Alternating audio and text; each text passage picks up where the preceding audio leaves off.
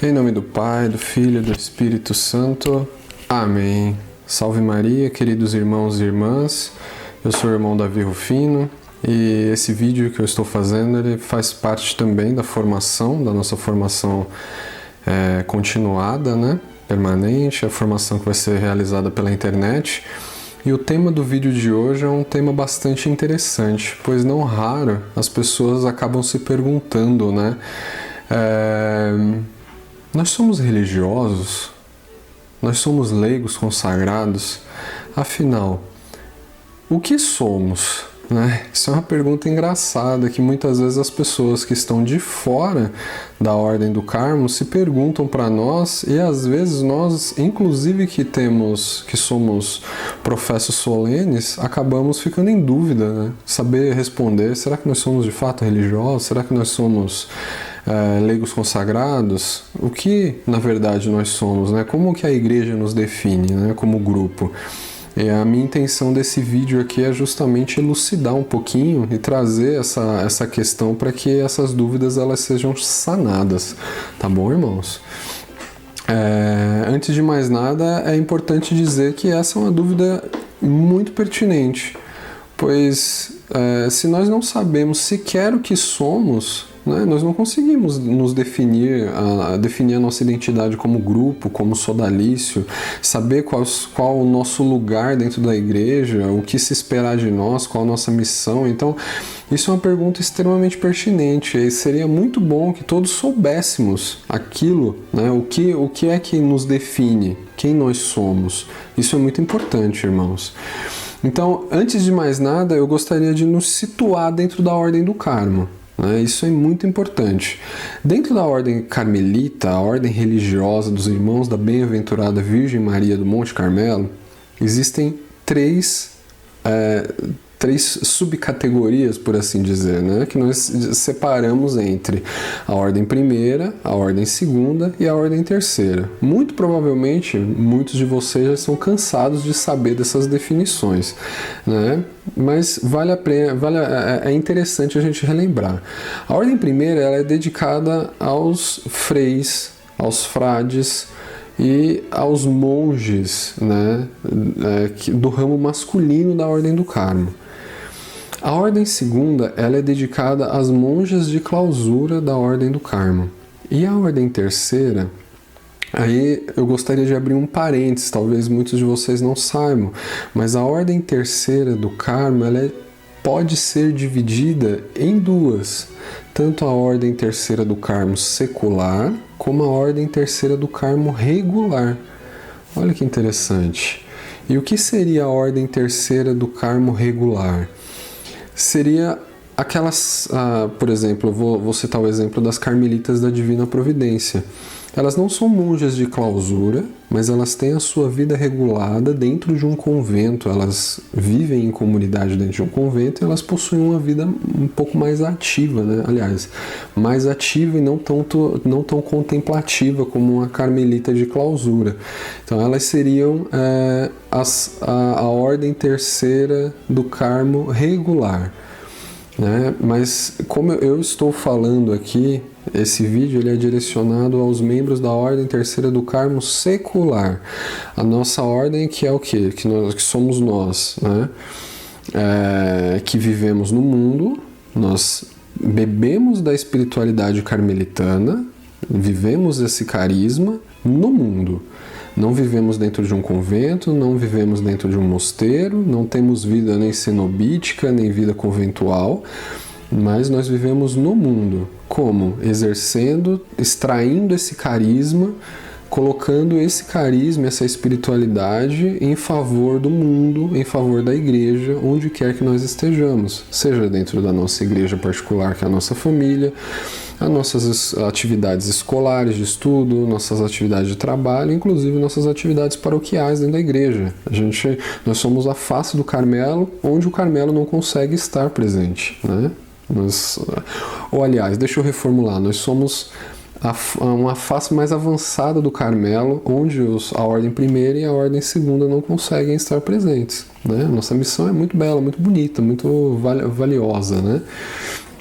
E assim, cabe elucidar um errinho que as pessoas costumam fazer, né? As pessoas costumam dizer que a ordem terceira é uma ordem de leigos.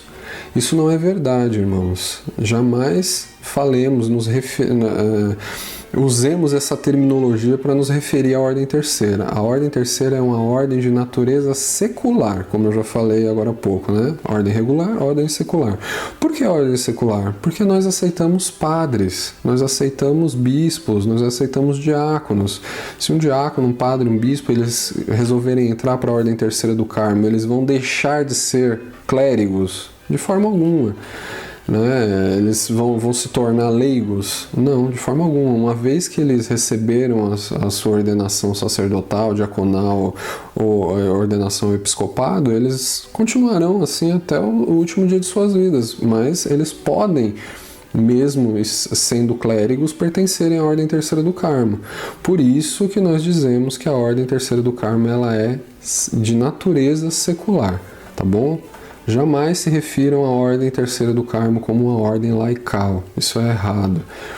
Uma outra coisa que seria interessante de colocar aqui nesse vídeo para todos, né, seria o quê? O que nós não somos. A ordem terceira do Carmo não é uma irmandade. A ordem terceira do Carmo não é uma pastoral. A ordem terceira do Carmo não é um movimento da igreja. Nós somos algo que vai muito além disso. Então, não permitam que as pessoas se refiram a nós dessa forma. Nada contra, por exemplo, um legionário de Maria, uma pessoa que frequenta o apostolado da oração, uma pessoa que trabalha com os vicentinos. Eles possuem seus trabalhos, como diz Santa Teresinha, eles são flores dentro da igreja que exalam seu perfume, mas nós não somos movimento, irmandade e pastoral. Inclusive, no próprio Carmelo existe a Irmandade do Escapulário. Mas aí vocês podem se perguntar, mas o que é que nos diferencia dessas pessoas? Porque, por exemplo, o apostolado da oração trabalha reza, com a oração. Nós também oramos, rezamos. Os vicentinos fazem um trabalho bonito com a caridade, né, dando cesta aos pobres. A gente também pode fazer, né, trabalhar com caridade. Isso é um dos nossos pilares do nosso carisma, que é o serviço, que eu vou falar um pouquinho mais pra frente. Mas o que nos diferencia desses grupos é assim, esses grupos eles devem obediência formal a algum superior?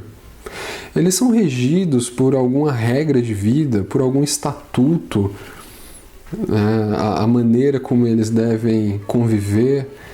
Eles professam votos?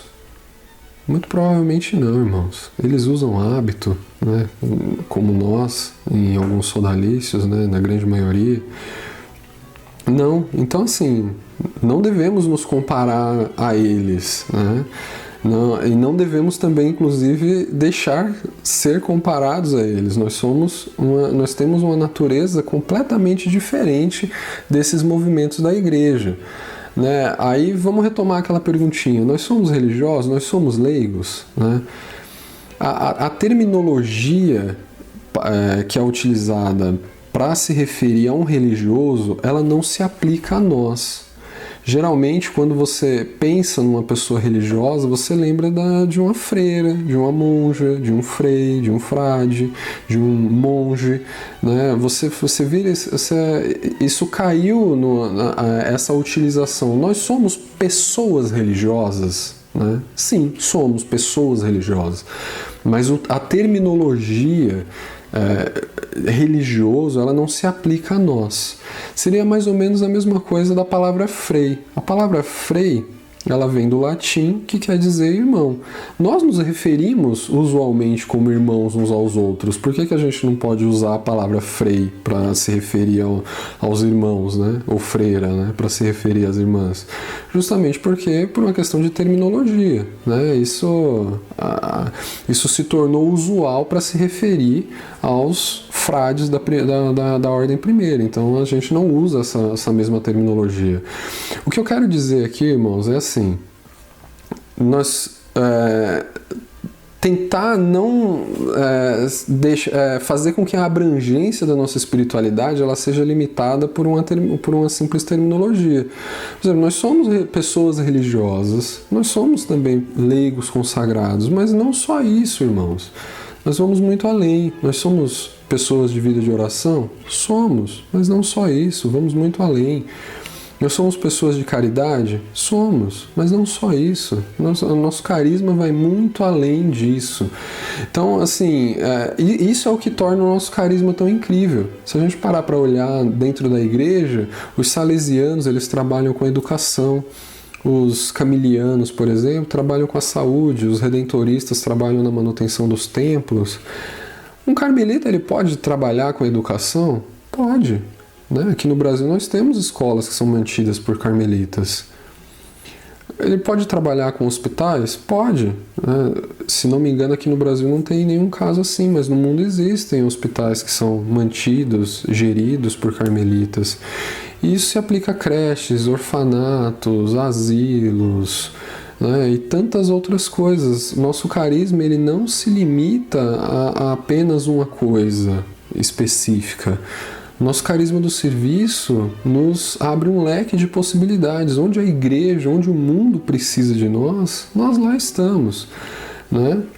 Mas, para finalizar esse vídeo, ainda assim, se há necessidade de que nós sejamos definidos de uma maneira prática, eu gostaria que vocês lessem o parágrafo 50 da regra da Ordem Terceira do Carmo. Eu estou com a regra aqui em mãos, eu vou ler para vocês o que diz aqui, tá bom? Ela diz assim, a Ordem Terceira do Carmo, ou seja, a Ordem Carmelita Secular, tá vendo que a gente comentou um pouquinho lá atrás? Vai dar a definição agora pra gente aqui, é uma associação pública de fiéis de caráter internacional, ou seja, estamos presentes em todos os continentes, erigida por privilégio apostólico, Então, assim, foi uma determinação de lá de Roma, que nos define como um grupo. Não sei se vocês se recordam, alguns de vocês devem saber, isso também vai ser tema de um outro vídeo. Existe a bula cum nula, que regula, que dita que a Ordem Terceira ela pode existir. Isso aí que veio lá da época do Beato João de Soré. Isso aí, quando a gente for estudar um pouquinho da história da Ordem do Carmo, a gente vai falar um pouquinho desse assunto. Então, erigida por privilégio apostólico, nós temos o quê? Como escopo aqui, Escopo a gente pode trocar essa palavrinha que é um pouco mais difícil como objetivo, Temos como objetivo a busca da perfeição cristã, dedicar-se ao apostolado, oferecendo a própria oração, os próprios sacrifícios por intenção da igreja, participando no meio do mundo do carisma da Ordem do Carmo com o propósito de viver segundo o Evangelho no espírito da Ordem dos Irmãos da Bem-aventurada Virgem Maria do Monte Carmelo, sobre a mais alta direção da própria Ordem. E aí, irmãos, eu peguei aqui o Código do Direito Canônico. Lá no parágrafo, para a gente entender um pouquinho juridicamente dentro da igreja, onde que a gente se situa. O cânon 303, ele diz, na verdade, esse parágrafo 50 da nossa regra, ele foi em parte tirado desse cânon 303 aqui. Ele diz assim, as associações cujos membros levam vida apostólica e tendem à perfeição cristã, como a gente acabou de ler aqui, e no mundo participam do espírito de um instituto religioso sob a alta direção desse instituto, chamam-se ordens terceiras ou têm outra denominação adequada. Tá vendo, irmãos? Então, nós estamos juridicamente ligados à igreja, erigidamente de uma maneira correta, por privilégio apostólico. Eu espero ter conseguido situar a quem tem dúvida de quem nós somos ou da nossa legitimidade dentro da igreja diante dessa pequena explicação. Então, se alguém perguntar para você aí na sua paróquia ou no seu trabalho o que é a Ordem Terceira do Carmo, quem são vocês, a gente pode definir da seguinte maneira: somos uma associação pública de fiéis, presente em todos os continentes, erigida por um privilégio apostólico, ou seja, nós fomos erigidos por Roma, por um decreto, por uma bula papal. Nós buscamos o caminho da perfeição cristã a partir da espiritualidade e do carisma da Ordem do Carmo em nossa vida cotidiana, nosso trabalho, nossa família, nossos estudos. Nós imprimimos a nossa espiritualidade também dentro da igreja, das pastorais, dos movimentos que porventura a gente participe, e sob a direção da Ordem dos Irmãos da Bem-aventurada Virgem Maria do Monte Carmelo. É isso, irmãos. Que Deus nos abençoe e que essa definição de identidade nos permita ter um pouquinho mais de confiança, de certeza de que nós somos uma ordem religiosa, esse sentido de pertença. Que Deus nos abençoe e nos guarde. Em nome do Pai, do Filho e do Espírito Santo. Amém.